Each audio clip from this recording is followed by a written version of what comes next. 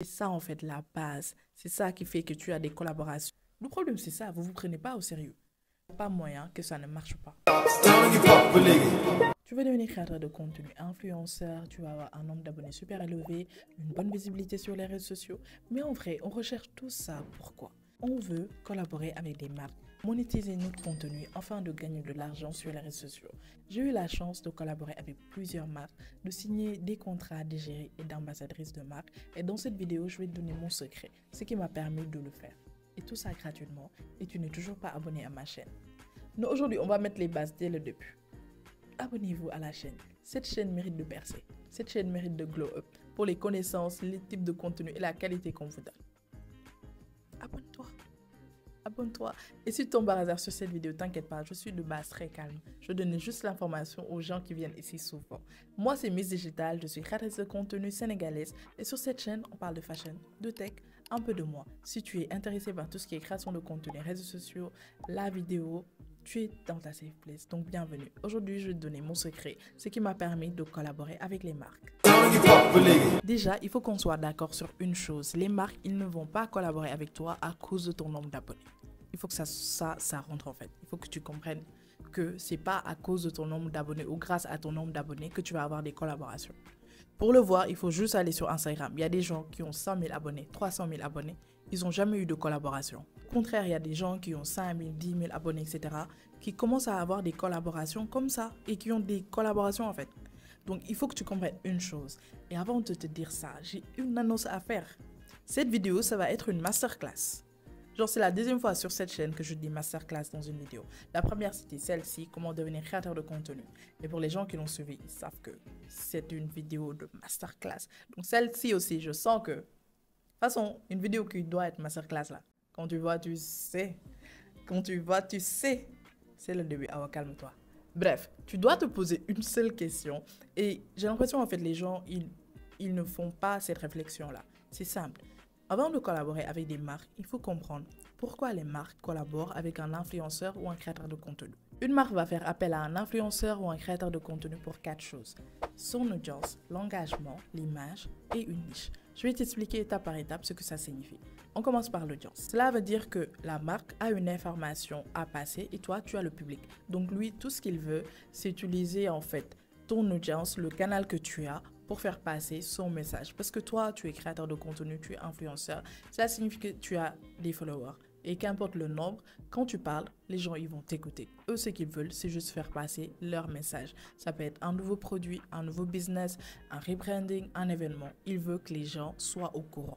L'autre chose, c'est l'engagement. Et l'engagement, en fait, c'est là où il y a une incompréhension quand on parle de collaborer avec des marques. Je vais vous expliquer. L'engagement, c'est juste une action qui se passe après avoir consommé votre contenu. Ce que tout le monde connaissait, allez liker, partager, en fait, allez follow la page. Mais ça, c'est la plus petite chose qu'une marque attend de vous. Sincèrement, une marque même attend de votre communauté. Lorsqu'une marque va collaborer avec vous, ils veulent une autre chose qui est le plus compliqué à avoir. C'est une action qu'on appelle soit adopter une marque ou une réflexion. Je vais vous dire les deux choses. Réflexion, c'est que votre communauté, à partir d'aujourd'hui, ils vont se rappeler du produit ou de la marque de façon générale. C'est-à-dire qu'aujourd'hui, si on veut telle chose, on va dire non, j'ai vu un produit comme ça chez tel influenceur, chez tel créateur de contenu. Essaye de tester. Elle a dit que c'était bien. Il y a un rappel et aussi une suggestion de la part d'un abonné que tu ne connais même pas. Tu vois?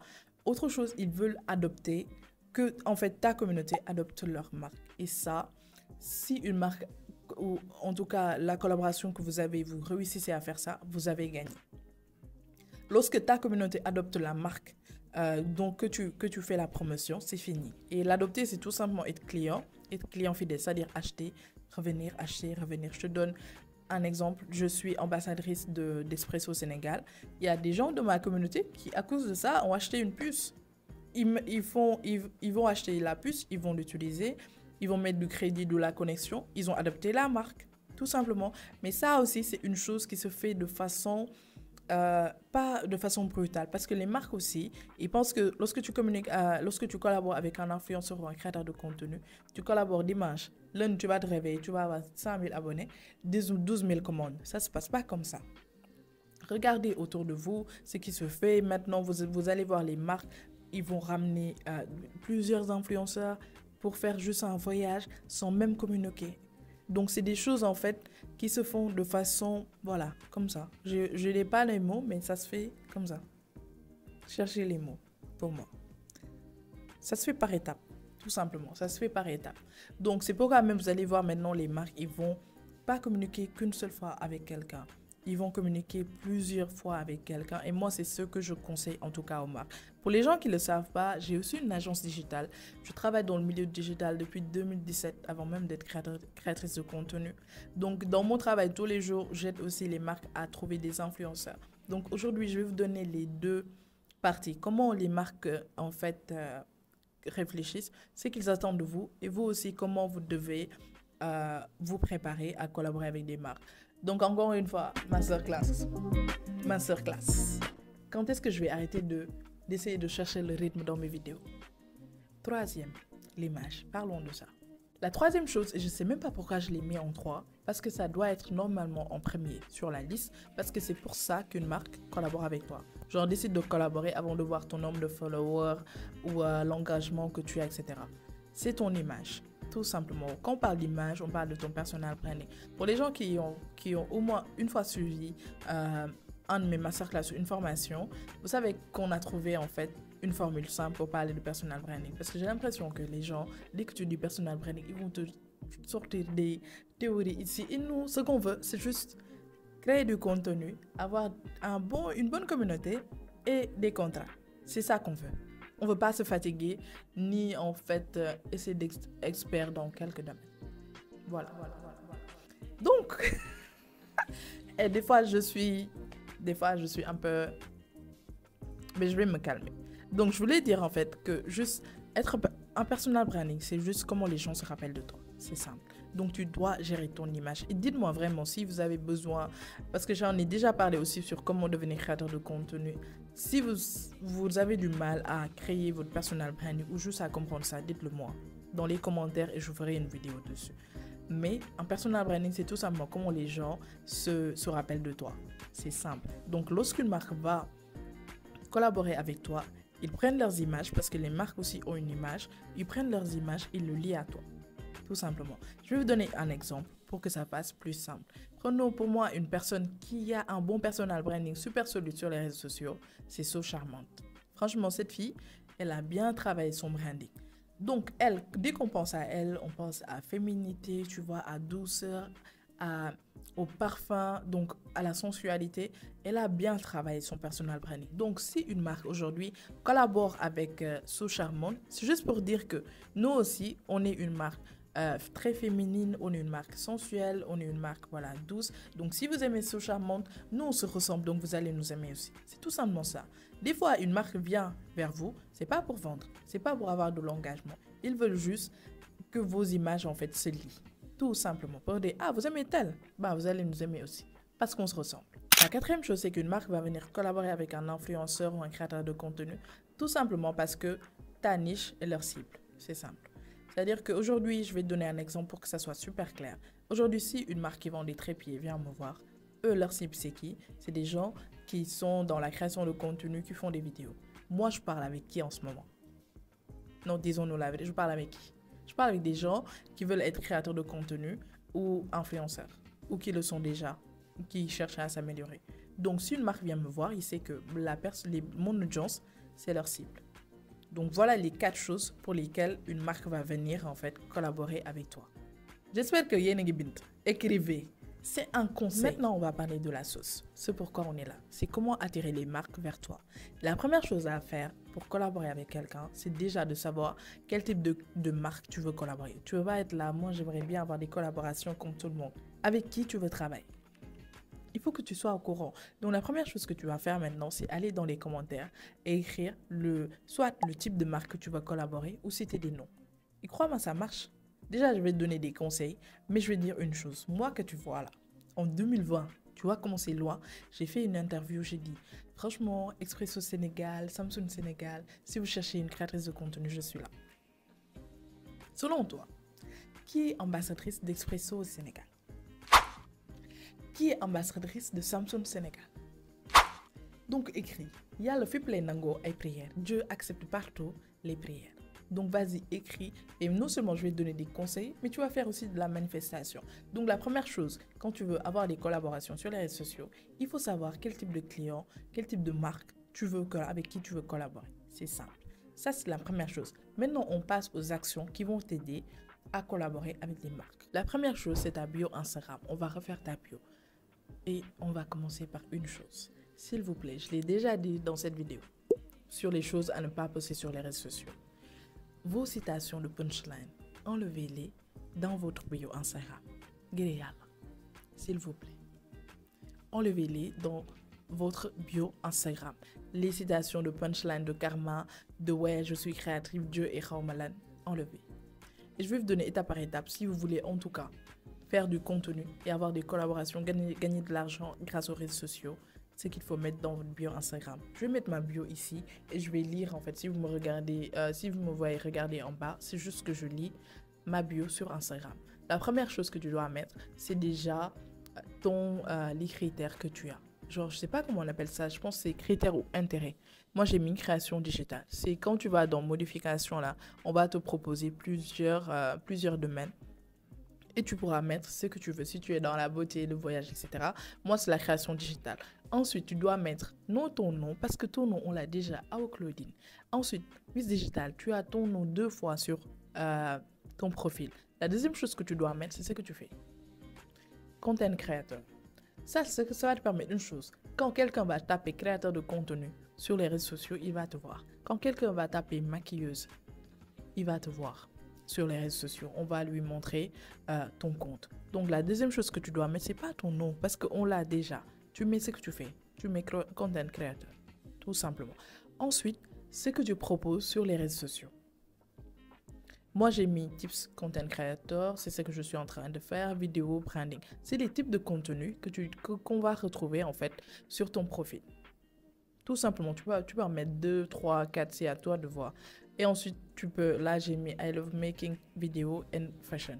C'est pas une citation de karma, c'est ce que j'aime faire. Tout simplement, c'est une phrase qui va te définir. Simplement, et ça rappelle ton image, ton personal branding. Moi, c'est les deux choses. Je fais du digital et de la mode. Tout simplement.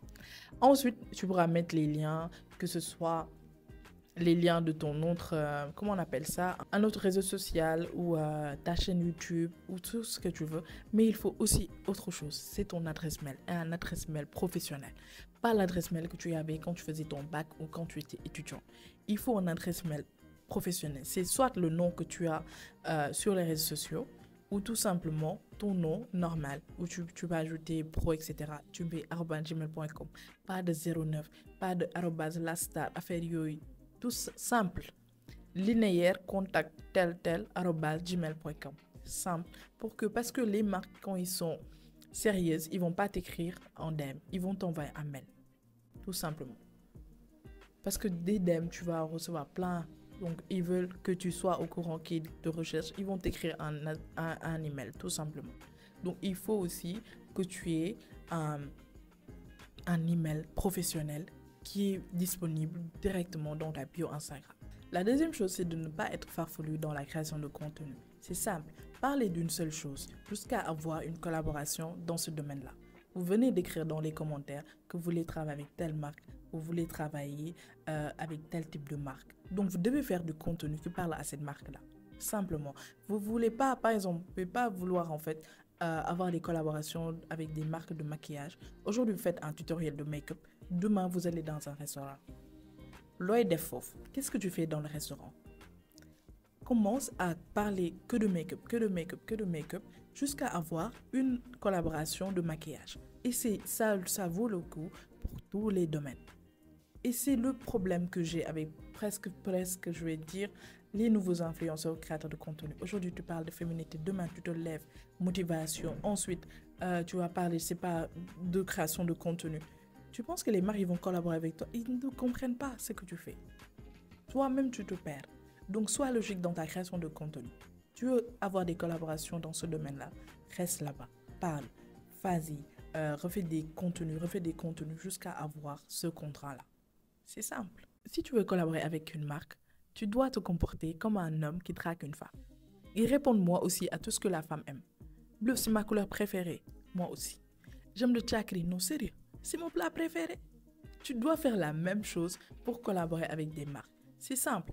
Une marque est dans un domaine. Toi, tu dois montrer à cette marque-là que tu aimes ce domaine-là, tu le maîtrises. Tu dois te placer en tant qu'expert. N'hésitez pas à donner votre avis dans un domaine. N'hésitez pas. Créer du contenu dans ce domaine-là. Donnez votre avis. C'est ça qui fait en fait qu'une marque va dire « Ah non, tel connaît ce que je fais. Il maîtrise. Donc, on va en fait collaborer ensemble. » C'est simple, je te donne mon exemple. Moi, je suis dans la tech, dans le digital, etc. Quand Samsung est venu me voir, j'ai dit non, on va se comprendre. Moi, j'aime la technologie, je comprends tout ce qui est caméra, téléphone, etc. Donc, on va former un bon couple. C'est ça, en fait, c'est ça. C'est tout simplement l'astuce. Comporte-toi comme un homme qui drague une femme. Les hommes, ça doit être facile pour vous. Je dis ça, je dis rien. La deuxième chose qui attire les marques vers vous, c'est votre image, c'est votre personal branding. On connaît tous des gens qui ont 300 000 abonnés, 500 000 abonnés, qui vont jamais venir vous dire aujourd'hui je vais parler de telle marque. Bon, en tout cas, ce sera juste des petites mais il n'y a même pas de petites collaborations. Disons, ils n'ont même pas de collab. Franchement, parce que tout simplement, ils n'ont pas une bonne image. Les marques vont dire, ah non, on connaît tel, on le follow même, mais on ne va pas collaborer avec lui ou on ne va pas collaborer avec elle. Parce qu'elle a une image ou il a une image problématique, tout simplement.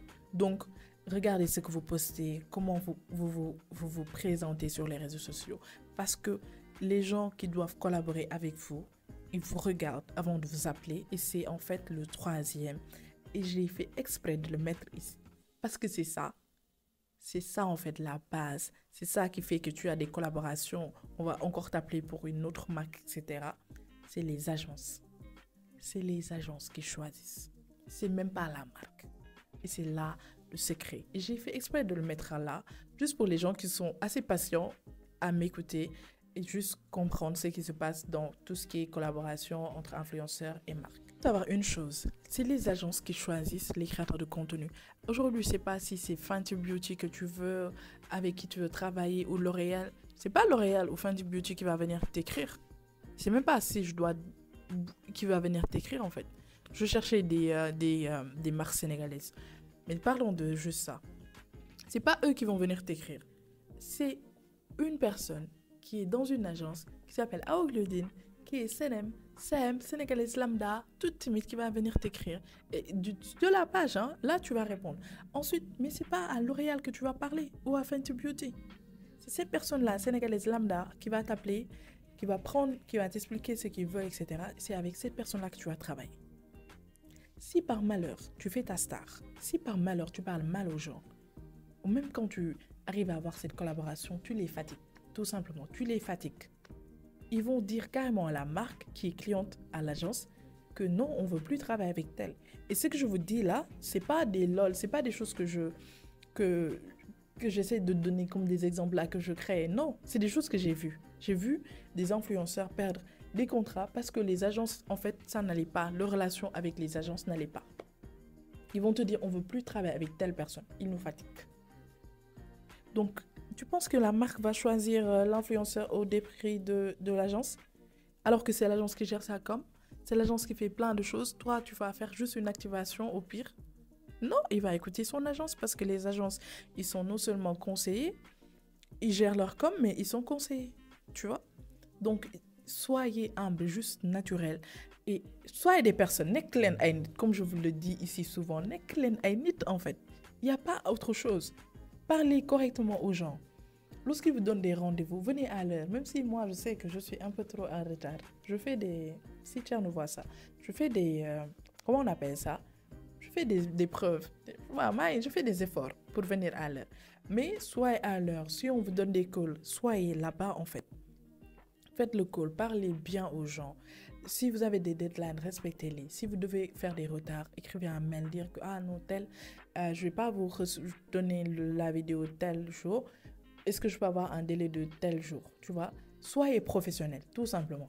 Il n'y a pas autre chose. Soyez professionnel. Parce que ce sont ces agents-là qui vont déterminer ou non ta collaboration avec telle marque. Donc, des fois, tu travailles même avec des agences. Moi, ça m'est arrivé plus de 2 fois. J'ai travaillé avec une agence, on s'entendait tellement bien. Genre, ça, c'était tellement fluide que l'agence même est allée voir d'autres clients pour leur dire non, essaye de prendre telle personne. Parce que tu facilites leur travail. Donc, si une personne t'appelle et que c'est une agence aussi, les gens n'en parlent jamais. Mais c'est les agences qui sont derrière les collaborations. Voilà, la dernière chose que je vais dire qui va faire que tu vas collaborer avec des marques, tu vas avoir plein de collaborations, Inch'Allah.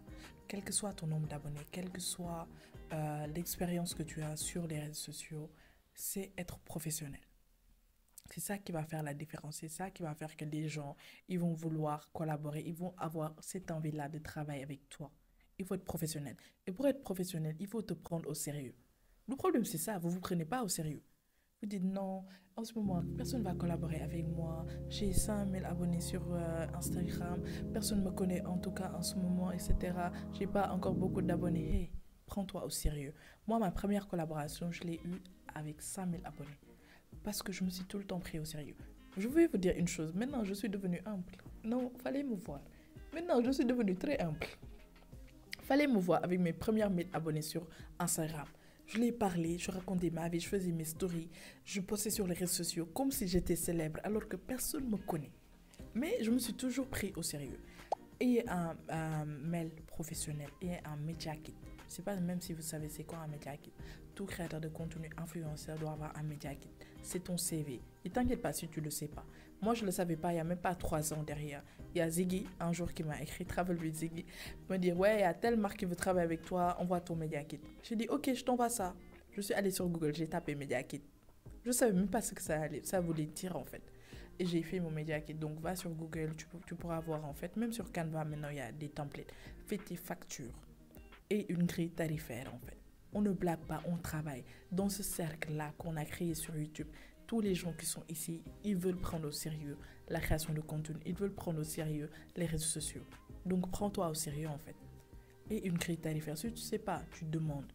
Le créateur de contenu que tu connais, etc., te donne des prix de base sur lesquels tu peux commencer. Tout simplement, n'aie pas peur de demander. Il faut juste demander aux bonnes personnes, tout simplement. Et une grille tarifaire, une grille, un prix pour tes stories, un prix pour tes réels, un prix pour une photo, tu vois. Mets tout avec un prix et respecte ça, tout simplement, ça va bien marcher. Si tu soignes ton image, tu es professionnel, tu parles d'une chose, tu respectes ta ligne éditoriale, il n'y a pas moyen que ça ne marche pas. Il n'y a pas moyen que tu n'aies pas des collaborations. Ça arrive en fait, c'est juste que des fois, c'est le timing. Mais quand ça va sonner, ça va bien sonner. Et franchement, cette vidéo, c'était super bien. J'ai trop adoré vous parler. J'ai l'impression que c'est un peu long. Mais en tout cas, je vous ai donné tous mes astuces pour avoir des collaborations, des choses que j'ai moi-même fait. Et c'est ça qui est important sur cette chaîne. Je le dis encore une fois. Je ne partage pas des choses comme ça, tout simplement. Et si cette vidéo t'a aidé, au moins si tu as appris une chose, abonne-toi, like. Parce qu'il faut que cette chaîne monte. Il faut que cette chaîne arrive ici. J'ai une relation assez différente. Franchement, j'adore la relation que j'ai avec vous sur YouTube. J'ai plusieurs communautés. J'ai une communauté de plus de 100 000 sur TikTok. Une communauté, machallah, de 30 et quelques mille sur Instagram. Instagram, c'est mes crushs, c'est mes sucres. Mais vous, en fait, on a une relation que j'adore parce que vous ne me connaissez pas. Je suis venue tac sur YouTube, vous ne me connaissez même pas. Mais vous likez, vous commentez, vous me laissez des commentaires qui sont super gentils, qui me touchent vraiment. Donc, merci déjà pour tout le support que vous avez. Continuez à supporter. Et si vous voulez aussi, n'hésitez pas à me poser des questions dans les commentaires. J'espère que cette vidéo t'a plu et on se revoit dimanche prochain. Bye. Mouah.